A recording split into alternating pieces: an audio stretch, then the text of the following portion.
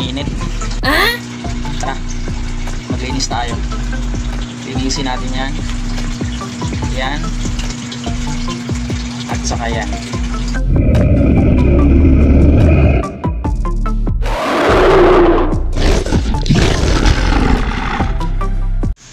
What is up guys? Isang magandang araw na naman ulit sa inyong lahat. At isang napakainit na araw ngayon dito sa amin. Guys, samahan niyo ako sa bago na naman nating video. At tayo ngayon ay maglilinis ng mga enclosure ng ating mga turtles. So guys, meron akong tatlong turtles. Meron akong isang matamata, isang alligator snapping turtle at isang red-curved slider. Kaya sa ato ngayon hindi ako busy, kaya i-grab ko yung opportunity para makapaglinis ng ating turtle tank. So walang init-init sa atin guys. Ganun talaga pag meron tayong hobby. Walang excuses guys, mainit or umuulan. Kailangan natin gawin ang dapat natin gawin para sa kabubuti ng ating mga alaga. So ano pag hinihintay natin guys? Tara! So guys, unahin natin yung enclosure ni Spartacus. Kasi tingnan nyo guys, tingnan nyo yung itinanim ko dito. Natumba na. Yan. Tingnan nyo guys, dahil sa napakainit ng panahon, kailangan natin i-check palagi yung mga enclosure ng mga alaga natin. Kasi yan, kagabi ko lang yan siya binasa.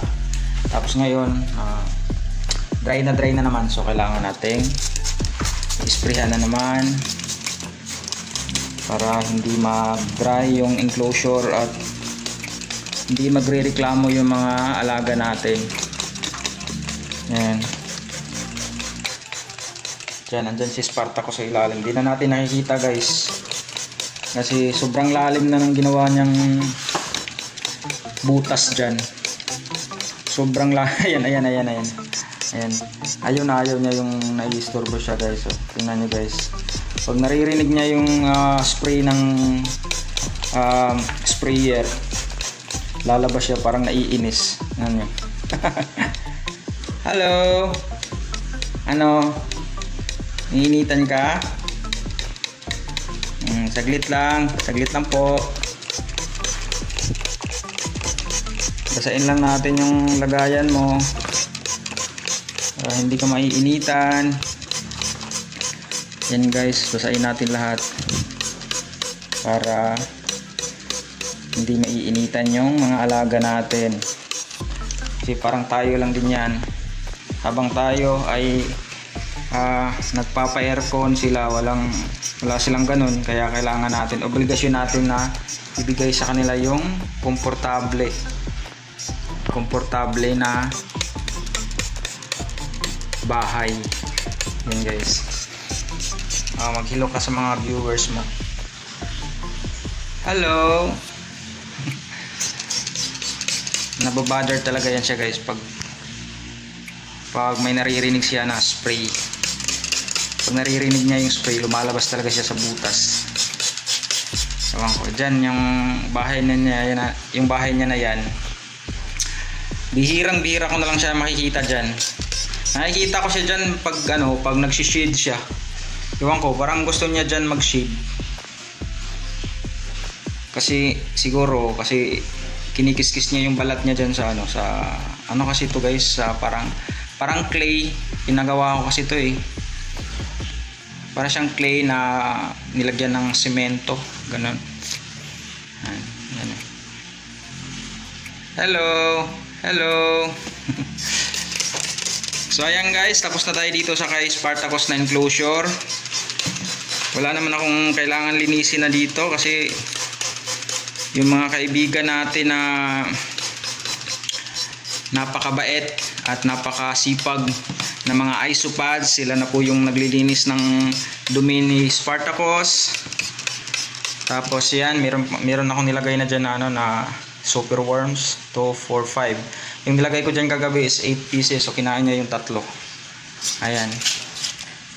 Magbabay ka na kasi pupunta na tayo sa kabila. Diba guys, napaka-cute niya guys. Napaka-cute mag-alaga ng leopard gecko guys, promise. Ayan. Alright. punta naman tayo sa turtle enclosure natin. Kasi yun, matagal talaga linisin yan. So guys, ito naman yung linisin natin. Dito guys, dito ko nalagay yung aking alligator snapping. Ayan. Hindi na natin nakikita. Ayan yung mukha niya. Hindi na makikita. Sobrang kulay green na yung tubig. Tapos ito naman guys, andito naman yung ating mata-mata. Doon yung mata-mata natin. Bali 4 feet by 2 feet po yan. Ayan. So hindi na rin natin nakikita kasi sa sobrang init, nagkulay green na yung tubig nila. Kahit meron silang filter. Sobrang init kasi dito sa amin guys, promise. Tapos guys, dito naman yung ating red earth slider. Ayan guys, temporary ko siya nilagay yan dyan guys. Kasi meron yan siyang 4 feet din na 4 feet by 2 feet na tank. Kaso nabutas niya, nag-leak sa sobrang likot. Ayan guys, sobrang dumi na yung tubig nila. So pansamantala lang siya dyan habang hindi pa ako nakabili ulit ng malaking tank. Kasi nilagay ko talaga yun siya guys doon sa 5 feet by 2 feet. Kasi ito kasi siya guys, yung red earth slider. Nilagay ko talaga siya sa 5 feet by 2 feet na tank. Kasi nga yung mga red earth slider talagang swimmer talaga sila. Kaya dapat sa kanila yung malawak. Kung meron kayong fish pan, mas maganda. Pang fish pan talaga sila. Pero sa ngayon wala pa tayong pampagawa ng fish pan, kaya dito muna sila sa aquarium. Nilagay ko siya guys sa 5 feet by 2 feet na tank. Kaso meron kasi siyang kasama doon ng mga monster fish, meron mga bisher, meron ako doon mga bisher. Kaso ang nangyari is pinakagat niya yung mga buntot ng mga isda. Kaya yun, nilipat ko siya sa 4 feet by 2 feet na kagaya niyan. Kaso nung kalaunan nag-leak dahil sa sobrang likot niya, nag-leak. Kasi manipis din kasi yung na yun, magpapagawa ko ng mas malaki. Kaya yun, pansamantala dito ko muna siya nilagay kasi bakante itong dalawa na to. Ito nireserba ko kung magkakaroon tayo ng budget para bumili ng maliliit na bagong turtle. At least meron ng naka-reserve na tank. Yan, empty po yan. So ito siya sa ngayon, pansamantala dito muna siya. Ito ay 18 by 18 na tank size. Napakaliit pero pansamantala lang naman to guys. So tayo na guys, linisin na natin. Yan.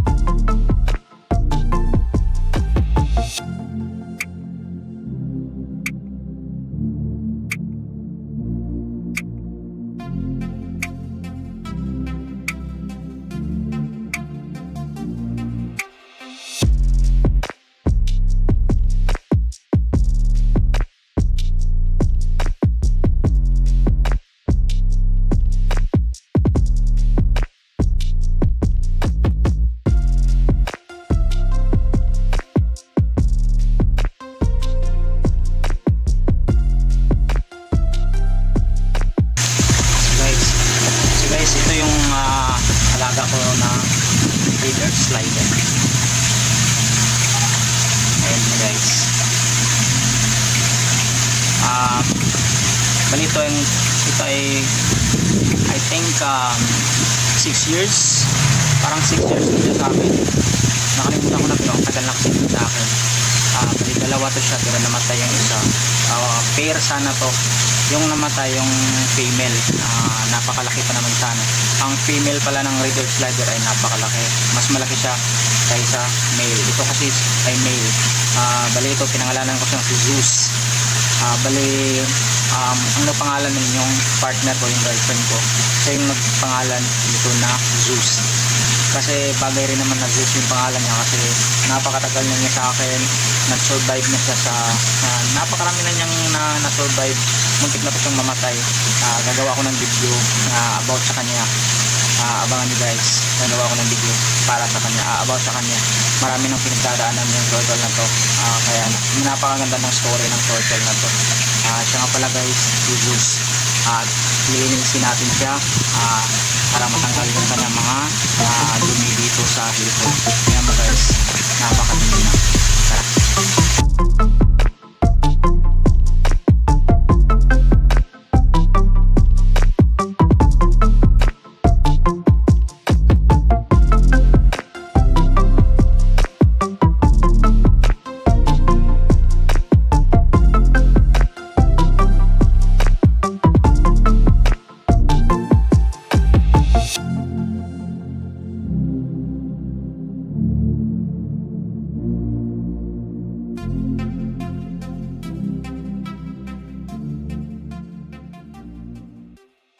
So ayan guys, linis na. Actually meron pa talaga mga ganito pero okay lang naman yan, hindi naman yan nakakabahala sa mga turtle natin. Ito ay mga lumot, sa wild talagang mas makapal pa dito kasi madalas silang nilulumot sa tubig, kaya yan, nagkakaganda ng kanilang shell. Pero okay lang yan guys, hindi naman yan siya masama sa kanila, hindi naman yan harmful sa kanila. Yan. So pag maglilinis tayo ng mga turtle natin, check lang natin yung kanilang mga chan. Ito guys, yung tawag dito ay plastron. Check lang natin, baka mayroong mga fungus. Check natin, baka may mga sugat sila. Pag wala naman, so balik natin sila sa kanilang enclosure na malinis na. So yan guys, malinis na yung kagaya ni Zeus. Lipat na natin siya dun guys. Oops, balik na dito.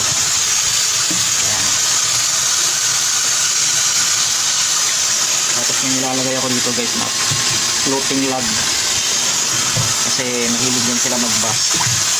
So ito kasi nagpo-float kasi ito, dito siya nagsising, kaya nandito siya sa ibabaw. Tapos si Zeus dito siya tumatambay para mag-basking tuwing umaga or hanggang lunch time or hapon. Yan, kasi mahilig sila mag-bass. So guys, ang susunod naman natin kunin ay si ito namang isa kong turtle na mata-mata na si Slot. Guys, ang pangalan nito yung girlfriend ko din. Tingnan nyo guys yung kanilang tubig, kulay dilaw dahil sa lumot, dahil sa init, sobrang init. Saglit. Alright guys, malaki na talaga siya guys. Ayan. So guys, ito po si Slot.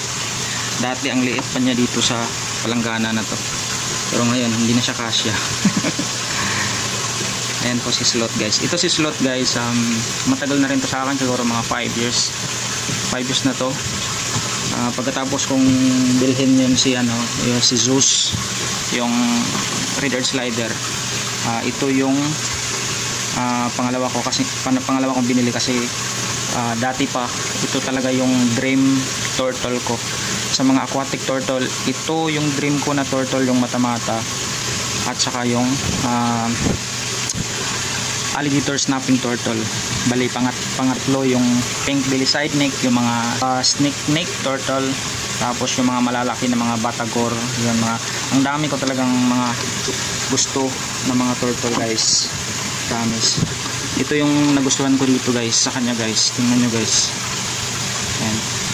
Kaya siya tinawag ng girlfriend ko na Sloth. Pinangalanan siyang Sloth. Kasi tingnan nyo yung mukha niya guys, parang mukha ng sloth. Pero guys, kaya nagustuhan ko siya guys, kasi sa lahat ng turtle, yung mata-mata turtle lang yung parang nakasmile. Tingnan nyo guys, parang nakasmile yung mukha niya. Oh, diba? Ganyan yung mata-mata turtle. At guys, abangan nyo rin yung guys, gagawa rin tayo ng video about sa kanya, tungkol lang sa kanya. Sa ngayon, papakita ko lang muna sa inyo, sneak peek lang muna. Lilinisin natin siya, hindi naman siya ganun kadumi, pero kuskusin pa rin natin para mawala yung mga iba't ibang, baka may mga namamahay dito na mga uod, ganyan. Paminsan-minsan kuskusin din natin yung kanilang mga shell. So tara guys, kuskusin natin.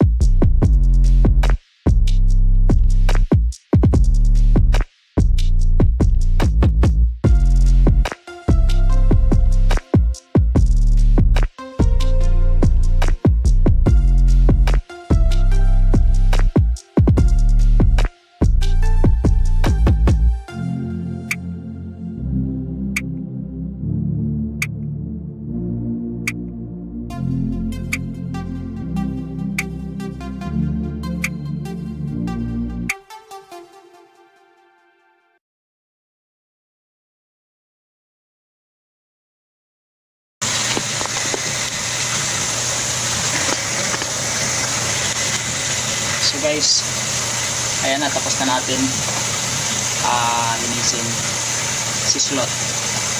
Ayan guys, tingnan nyo guys. Diba guys, napakaganda niya guys. Ayan. Yung mukha kasi niya guys, kaya sobrang namangha ako dito sa turtle na to. Kasi yung mukha niya parang palagi siyang nakasmile. Ayan. Siya lang yung nakita kong turtle na ganito yung mukha. Paragi siya nakasmile. So, nabili ko to siya guys before pandemic. Kaya matagal na rin po sa akin. 6-7 years na yata po sa akin. Yan, mga ganun. So guys, ito si Sloth. Siya ay, I think, 5 or 6 years na sa akin. Siya po ay isang mata-mata turtle na makikita sa Amazon. So, nabili ko to guys sa Reptilab. So may papers ko, complete papers ko yung mga alaga ko. Pag bibili kayo ng mga ganito guys, dapat din kayo bumili sa respetadong sealer, yung meron capable talaga sila magbigay ng mga papers para hindi kayo magkakaproblema sa alaga nyo, hindi kayo sisitahin ng diin kasi merong papel yung mga alaga nyo. Meron na rin tong CWR, kompleto na rin yung papel ng mga alaga ko. So ito si Sloth, yung aking mata-mata turtle. So ang pangatlo naman natin na linisin ay ang alligator turtle ko na pinangalanan kong si Loki. Yun naman yung nabili ko during pandemic 2019. Ko naman nabili yun. So tara guys, linisin ko naman si Loki. Guys, kapag naman na naglilinis ako ng alligator snapping turtle ko, kapag pinuskus ko yung likod niya, ay maghahanda ako ng planggana na malaki, yung kasya siya, kasi napakalaki na kasi ng alligator snapping ko. Ang technique ko guys ay nilalagyan ko ng maraming tubig yung palanggana, kasi alam niyo guys, merong study sa Florida na sinasabi nila na ang alligator snapping daw, ang alligator snapping turtle ay pag nasa ilalim siya ng tubig ay talagang docile siya, hindi siya aggressive pag nasa ilalim siya ng tubig. Pero once na iahon mo siya sa tubig, ay mag-iiba yung ugali niya, magiging aggressive siya, palagi siyang nangangagat. Yan kasi ang buong akala niya, kailangan niyang i-defend yung sarili niya sa mga predator kasi wala na siya sa territory niya. Kaya yun yung ginagawa niya, magiging aggressive siya at palagi siyang nangangagat. Kaya nilalagyan ko ng maraming tubig yung palanggana. So tara guys, umpisahan natin linisin si Luffy.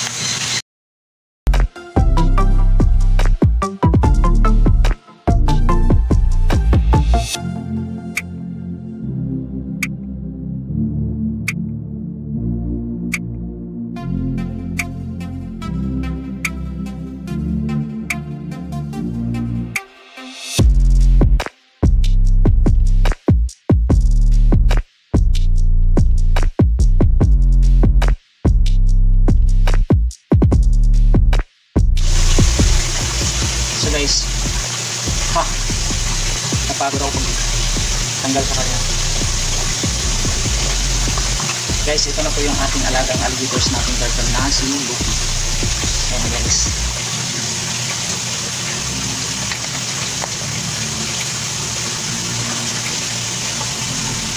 So ito guys, I think 5 years na siya sa akin. 5 years kasi pandemic din po. Halos kasabay lang po sila. Kasabay ko lang po sila binili ni slot yung mata-mata turtle ko. So ito guys, ito yung alligators nating turtle ko na isa rin sa bucket list ko nung nagsisimula pa lang ako mag-alaga ng turtle. So ito siya sa akin, 5 years na siya sa akin, 5 or 6 years naman. At siguro natitimbang siya ng mga 5 to 7 kilos. Mabigat na talaga siya guys, or baka 10 kilos pang ako alam, pero malaki na talaga siya. Ayan guys, so abangan nyo guys, gagawa rin ako ng video about sa kanya, kung ano yung story ni Luffy, ang aking alligator snapping turtle. Abangan nyo guys. So sa ngayon, i-scrub muna natin siya para matanggal yung mga dumi sa kanyang likod. Tara.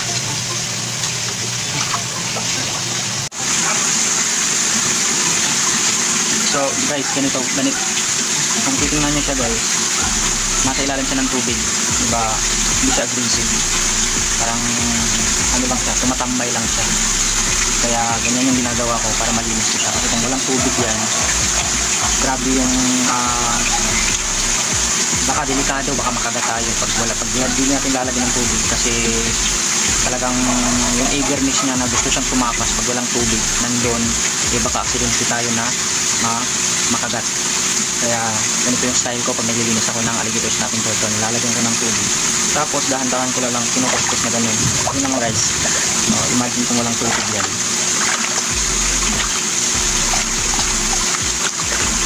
Bali nakagat na pala ako nito guys nung napakaliit pa niya. Mga ganito pa siya kaliit.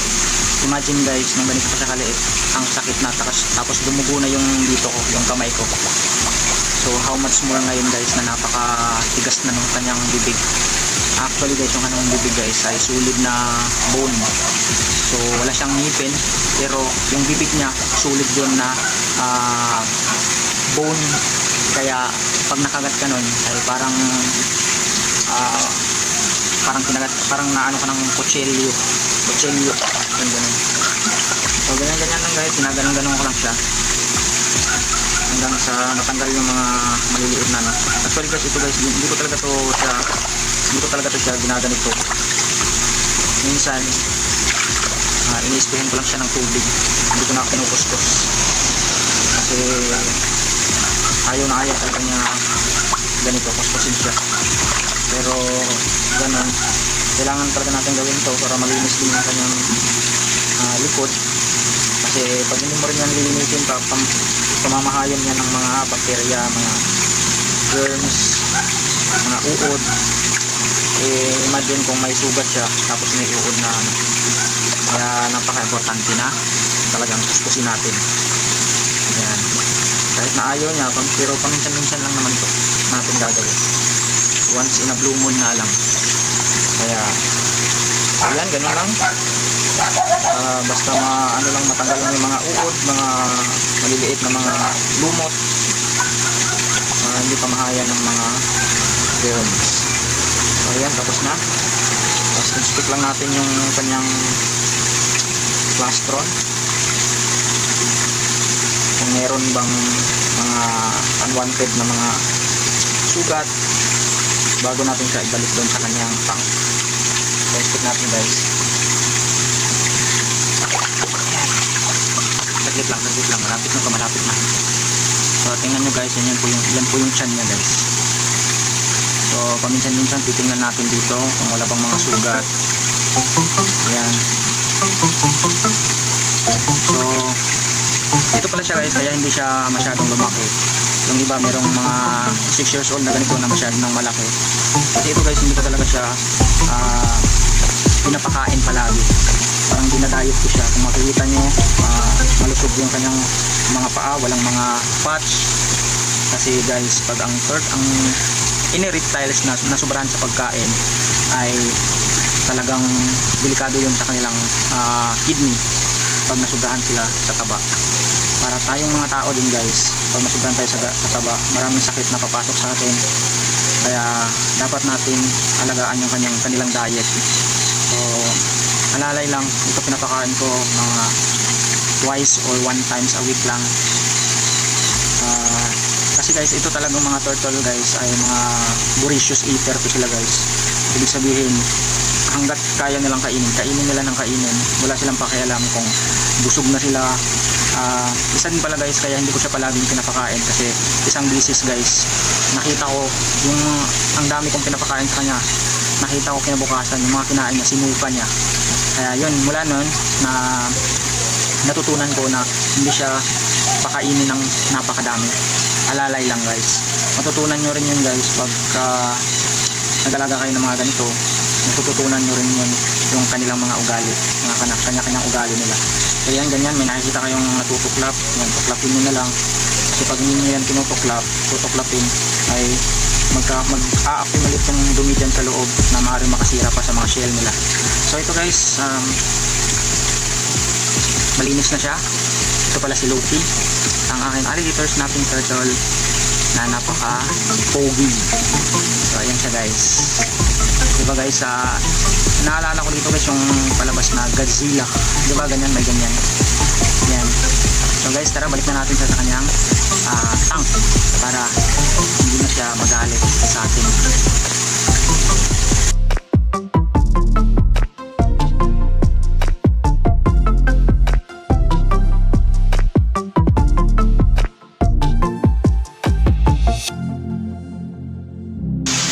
Ayan guys, malinis na yung ating mga enclosure. So ayan, makikita na natin si Loki. Ayan siya guys, maliit na sa kanya yung 3x2 na nalagayan. So kailangan na siyang i-transfer natin sa mas malaki pang lagayan.